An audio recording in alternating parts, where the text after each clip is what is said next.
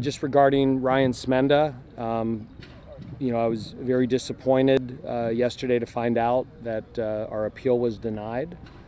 As people remember, Ryan was called for targeting last year in the Gator Bowl game in the second half. And, again, before I get into this, the officiating crew that we had for the Gator Bowl I thought was excellent. I think overall that was a great crew and they did a great job. Ryan had a play that he was correctly called for a personal foul with about 5 minutes or 6 minutes left in the third quarter. For whatever reason, the replay official who's supposed to correct on-field mistakes jumped in, and if he clearly sees a targeting foul, that's part of the process.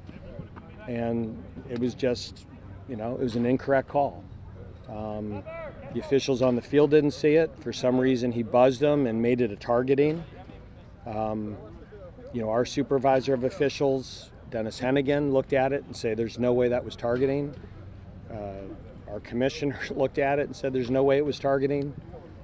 And even at the national level, that they agreed that the call never should have been called. But the appeal process is for game. They won't go back and look at last year's games.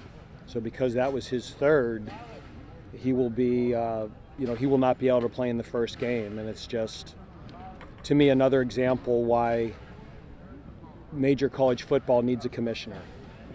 The explanation that I was given is just that you'd have to go back and look at every targeting call in the second half of last games last year at all levels of football. And there's nobody that I talked to that believes that he should be out for this game. Clearly the right thing to do, because he didn't commit targeting, is he already unfairly missed 20 minutes of a bowl game, and now as a fifth-year senior captain, he has to miss one of his 12 opportunities to play this year. Unfortunately, with the rules committee and all the people that decide these things, it just doesn't seem like there's a person that can say, listen, it shouldn't have been called, he shouldn't have even missed 20 minutes, and he certainly shouldn't miss this year's game, and everybody agrees. But there's not a mechanism to allow him to play, so it's really unfair.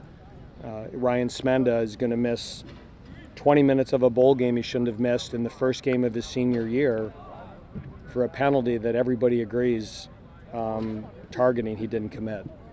So very disappointed, but we'll move on and we'll get ready to play the first game without him.